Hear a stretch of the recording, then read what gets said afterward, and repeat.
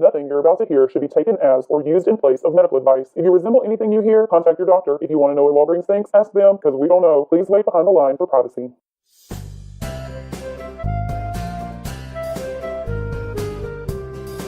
You're listening to the Pharmacist Answers podcast. I'm Cynthia the Pharmacist, and today you'll get your questions answered and your curiosity cured.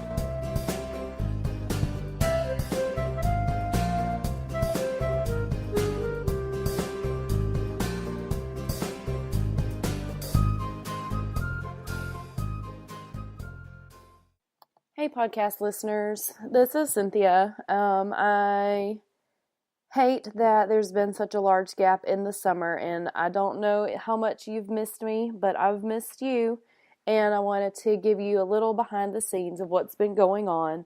I know that if you watch my Periscopes, you can see some of the real life things that go on, like my kid's playing in the background and I have to go rescue the toddler from climbing on the fireplace mantle and things like that.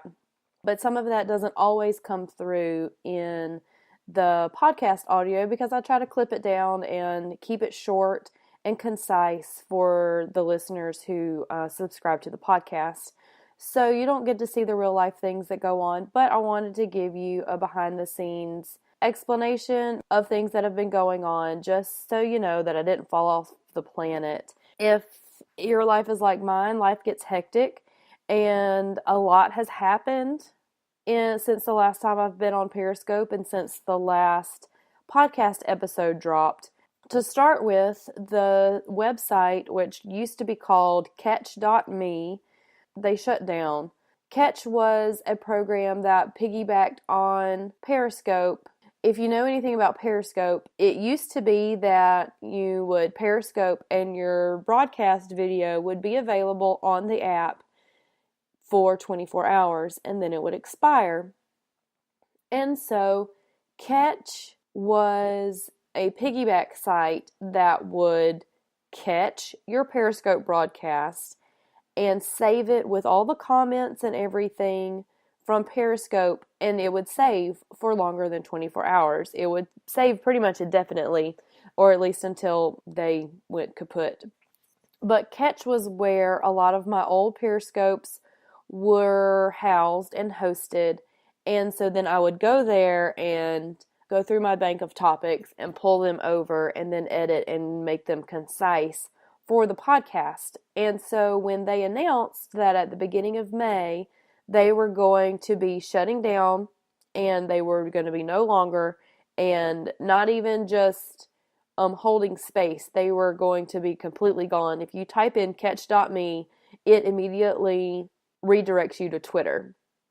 So all of the content that was there was going to be gone, and they gave us warning. It felt like a very short warning, but they gave us warning nonetheless. And so I had to spend the whole month of April working diligently to get my files from the Catch website onto my computer so that I would have those topics for future podcasts. If you watched me on Periscope, you would know that the Periscope topics were usually pretty far ahead of what came out on the podcast. And that was kind of on purpose. That was to make sure that I never ran out of content. But because of that, I had a lot of stuff on Catch from Periscope that hadn't made it to the podcast yet. So I was a little panicked. And because Catch shut down, that meant that as long as Periscope was deleting broadcast every 24 hours, I had to find a new way to do my workflow for producing podcasts. So I haven't quite gotten that figured out yet. Periscope has a new update that you can select to keep your broadcast longer than 24 hours. And so that part of Periscope is now optional. If you want it to be gone in 24 hours, you can certainly select for your broadcast to expire. But if you want them to stay around forever, then Periscope gives you that option too, which is very nice. But because originally in April and the beginning of May, before that update came out, because that update hasn't even been out a month yet, there was a period of time where Periscopes were expiring in 24 hours, and there was no catch to catch them for those of us who were repurposing our Periscope content. So I've had to revamp my workflow for producing podcasts. Me recording this behind the scenes episode is kind of a test for that process to see if the direct recording is going to be worthwhile in my workflow, because I could certainly record myself talking as I'm periscoping, and then that would put it directly into my computer, whatever, all those technical things. Because obviously this isn't a video podcast, so the video of my periscopes doesn't end up being repurposed, but the audio does, and so it took some work for me to get that audio out of a video file just so I could put it in iTunes. Anyway, so that's the podcast and Periscope news. But in life news, in the time that I have taken off, we bought a house that's only about 3 miles from our old house. But we bought a house, and then we moved into that new house, and then trying to get 2 children under the age of 4 adjusted to living and sleeping in a new house, plus reorganizing all my stuff. Okay. We went on vacation. That was very enjoyable. And then we just finished up the agreement to sell the old house. And so the people buying that, they're doing all their paperwork and stuff, but that will be happening probably in the next 45 days. And so that's a lot of stuff. Like I said, life gets hectic. Something else that happened while there was no Periscopes or podcasts coming out. May 24th was my 1-year anniversary on Periscope. I had been on Periscope for 1 year, which is kind of cool because my very first Periscope was me getting on a soapbox about how nasty people can be on holidays when they may be off work, but then they go into businesses that are open, and then the people that are working in those businesses that are open, people treat them nasty. Anyway, but something else that's coming up is July 17th will be the Pharmacist Answers podcast first birthday. That's hard to believe that I will have been doing this for a year, though it was hard to believe that in May I had been on Periscope for a year. Time flies, and it's kind of crazy. But I produced 50 episodes and then took a break because life and some other things. We're going to be getting back at it, starting with episode 51, which I guess is this episode, if you want to call it that.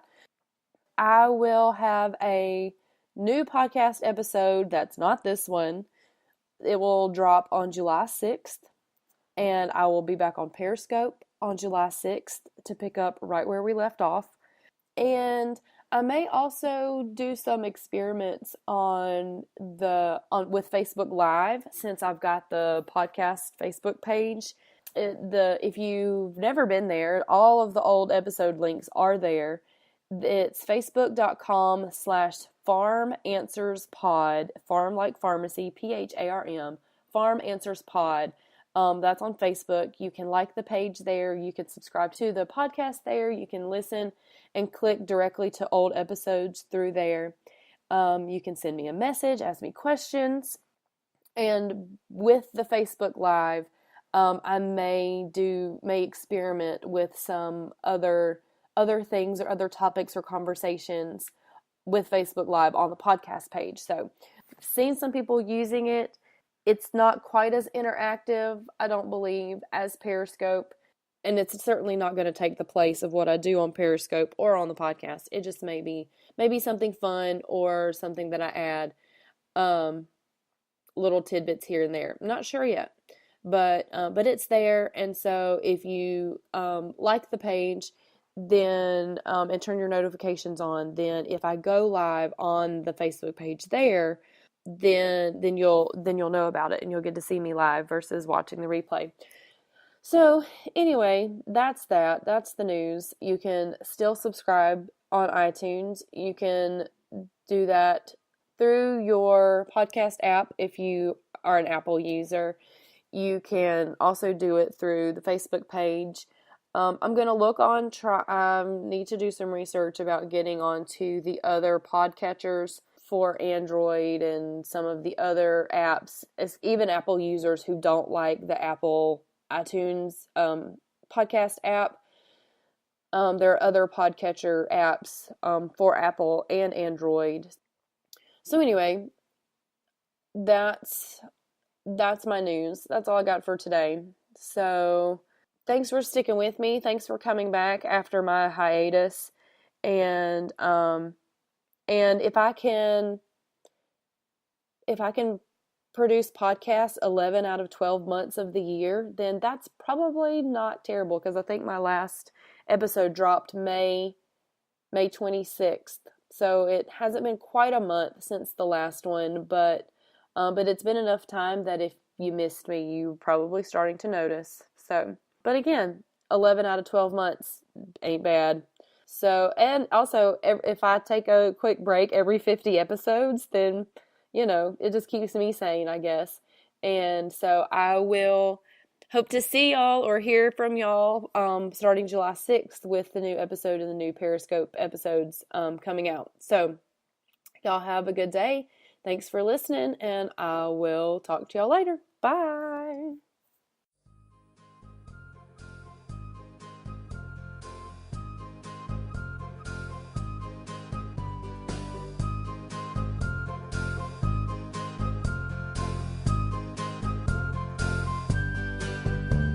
Thanks for listening to the Pharmacist Answers podcast.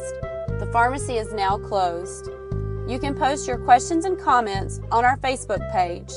That's facebook.com/pharmanswerspod. Or you can email the show at pharmacistanswershere@gmail.com.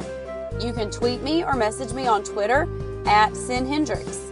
You can find the show notes at pharmacistanswershere.wordpress.com. Pharmacist Answers broadcasts live on Monday, Wednesday, and Thursday at 9:02 a.m. Eastern Time on the Periscope app. You can follow me @SinHendrix or view in your web browser at periscope.tv/SinHendrix. See you next time on the Pharmacist Answers podcast.